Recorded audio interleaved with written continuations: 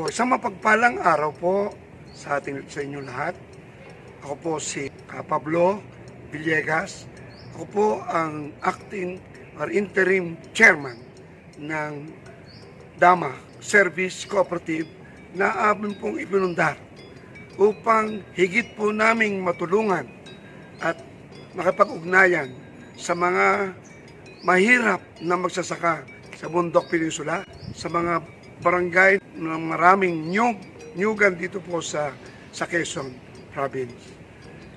Kami po sa Dama ay naglulunsad, kami po ay isang samahan mga agriculturist, mga negosyante, mga development banker, kasama rin po mga academicians, researchers, at mga leader po ng mga magsasaka, lalo na po sa mga nyug na kung saan ay napakarami rin pong mahihirap na magsasaka na dapat nating tulungan para po sila ay makahot sa hirap. Pero bago pong lahat ay kami po ay nagsusumamo na tayo po ay magkatulungan, magsama-sama para higit po nating maunawaan ang suliranin ng mga magsasaka coconut producing areas nang sa ganun po ay yung pong tinatawag natin coconut levy fund o yung pong coconut farmers and industry development fund na hawak po ngayon ng Trust Fund Management Committee ay mas maunawaan at mabibigyan sila ng lunas sa kanilang paghihirap at sa kanila mayahon sila sa kahirapan. Ang pinaka-importante po na maintindihan po natin, maunawaan ay ano po ba talaga ang kanilang kalagayan sa kasulukuyan. Ano po ang mga paghihirap o mga hinaing malalaman natin sa kanila at paano po natin ito matutugunan ng solusyon sa kanilang mga programa. Salamat po.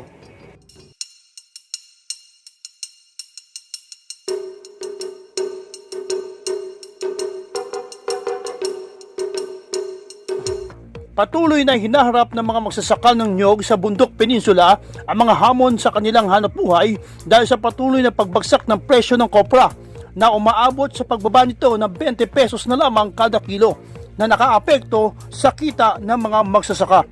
Sa gitna ng mga hamon na ito, ang pamahalaan ay nagpapatupad ng mga programa upang matulungan ang mga magsasaka.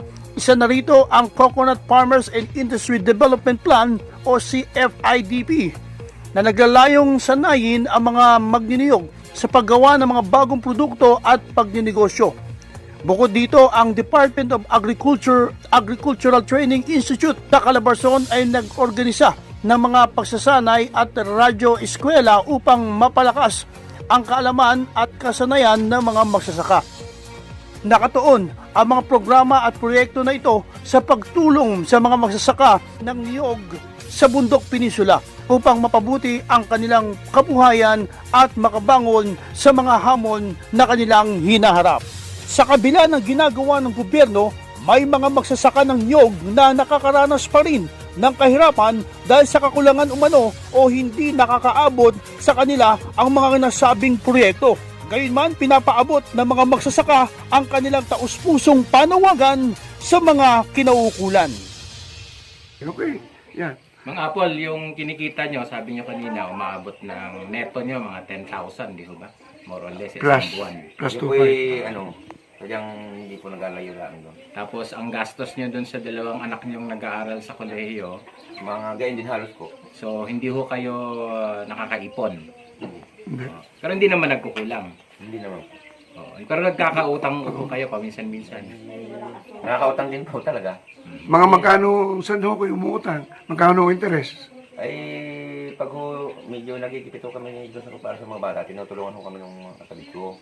Okay. Pag naman ho, may pira ho nanay, pag may bagong lokal, yun, utang ko ho talaga yun. May interest ho? Wala po. Oh, yun. Utang ko. Pero hindi naman ako na-obligang magbayad. Ayun. Tulad doon nung nakarang buwan ko yan, nung nagpablisahin ko rin ng laptop, Ayun. kulang yung kong pira ko. Nakaram ako na ng sunulin. Po, mga ilang Nakakapira doon sa aking isang Nakakabagano kayo? ay, kung ano, nakaka-Diyos yung na. sarili ko, nitong nakarang lang ay 10,000. Okay, 10,000 yun. Yun lang ho, sa 2 buwan. Oo. Okay. Ay, saan pa ho, Yun ho, yung 10,000 yun, Opo. siyempre may maglulukad. Hinahati ho namin yun. Yung kalahati na sa may-ari, 10,000, yun yung nakabag namin Kuya Pupot. Kasi dumating yung mga pinsan ko.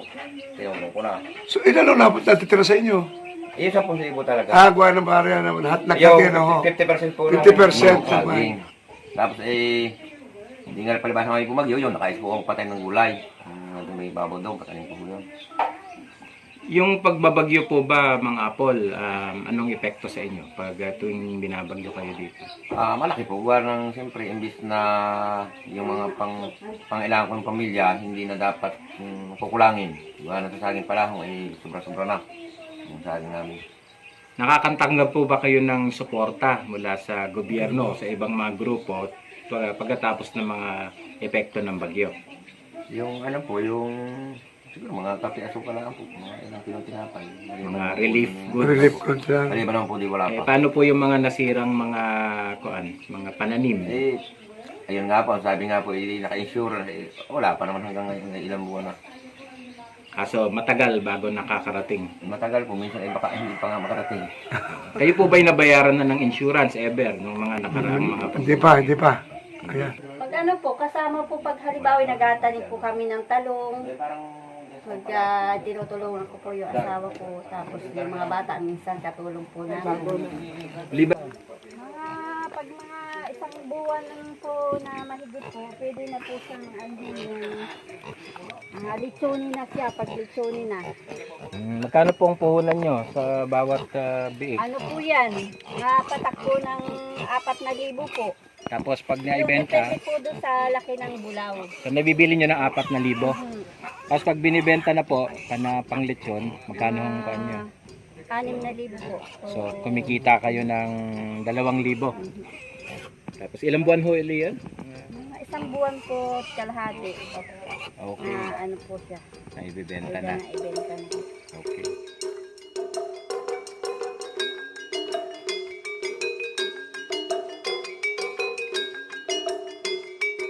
Ang sasakupan po namin dito sa barangay Anunang ay ito po ay umaabot po hanggang tumulong sa 1,2 hektar itong buong Anunang.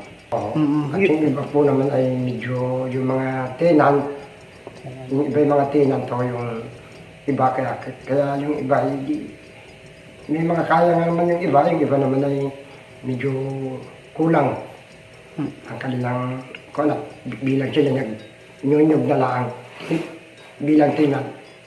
Ano pong suporta ng magandang natatandaan ninyo na achievement ng barangay para suportahan po yung mga farmers natin?